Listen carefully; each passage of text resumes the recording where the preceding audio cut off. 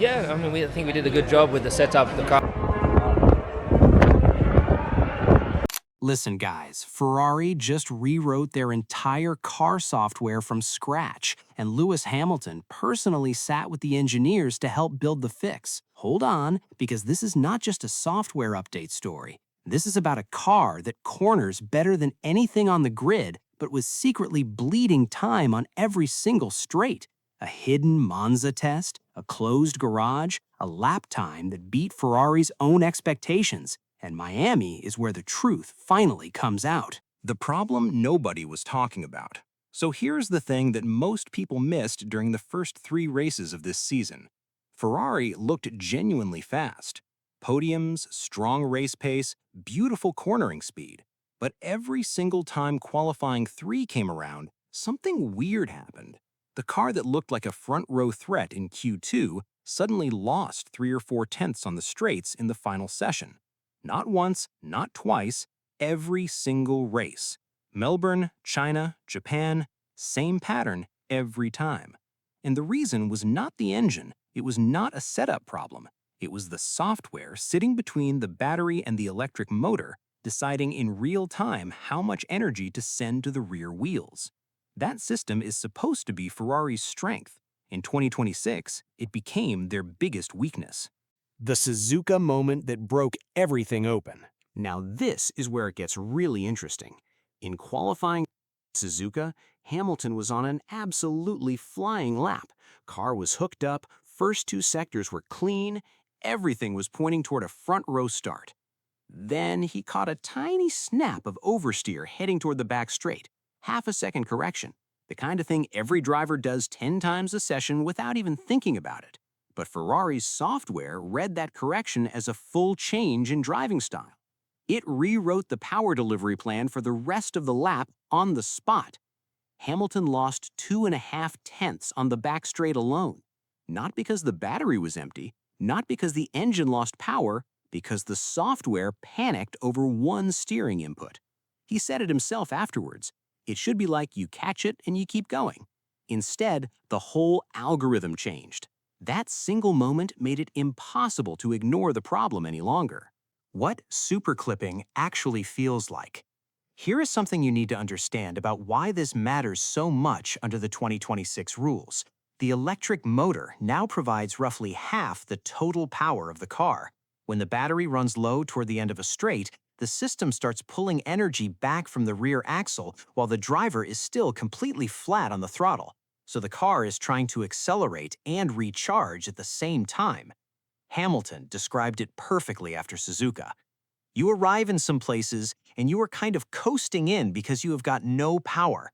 4 tenths lost on a single straight compared to McLaren, and across every straight on every lap, that adds up to a full second. In the race, Hamilton ran as high as 3rd and finished 6th. The worst part? Leclerc, in the exact same car with the same engine and same fuel, had more straight-line power than he did.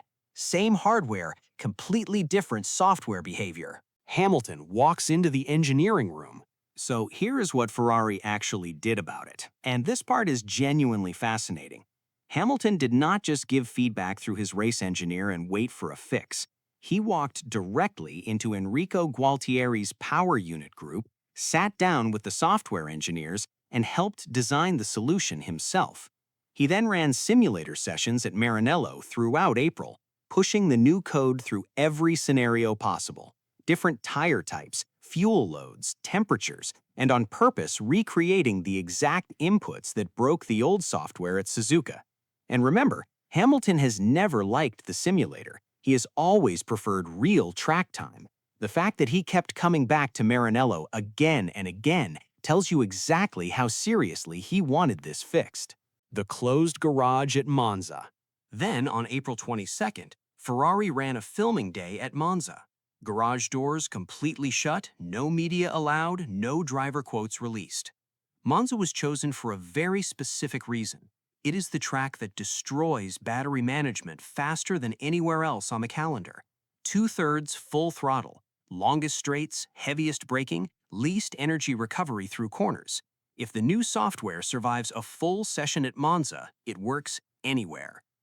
Hamilton drove the afternoon session with the full Miami upgrade package on the car.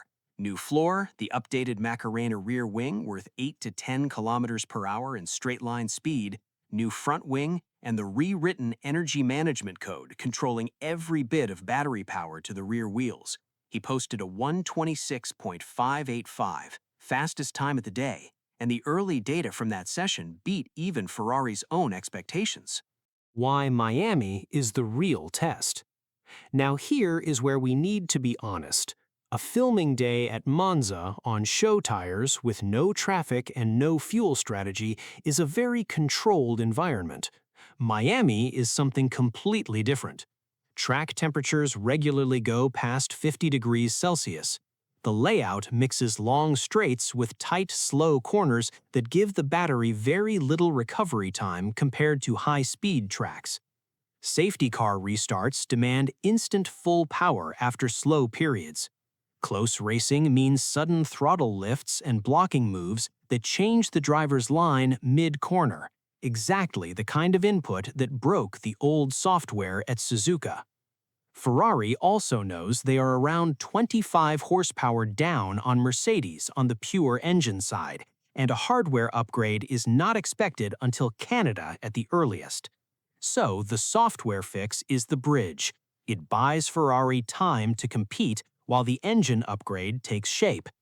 If the new code closes even half of the straight-line gap from Suzuka, the SF26 goes from a car that can only win on corner-heavy tracks to a car that can genuinely fight anywhere. What happens next? So, to quickly wrap this up, Ferrari found a deep software problem that was costing Hamilton time on every straight of every race. Hamilton himself helped build the fix, tested it in the simulator for weeks, and confirmed it on track at Monza behind closed doors. The full package arrives at Miami this weekend, and May 3rd is when we find out if it actually holds under real race pressure. My honest opinion? The Monza data is too encouraging to ignore. Ferrari does not run a filming day at the toughest battery track on the calendar just to stay comfortable. They ran it because they needed to be sure. Now, I want to leave you with one question. If the software works in Miami and Ferrari closes the straight line gap, does that make Lewis Hamilton the biggest title threat in the second half of this season? Drop your answer below because I genuinely want to know what you think. See you after the race.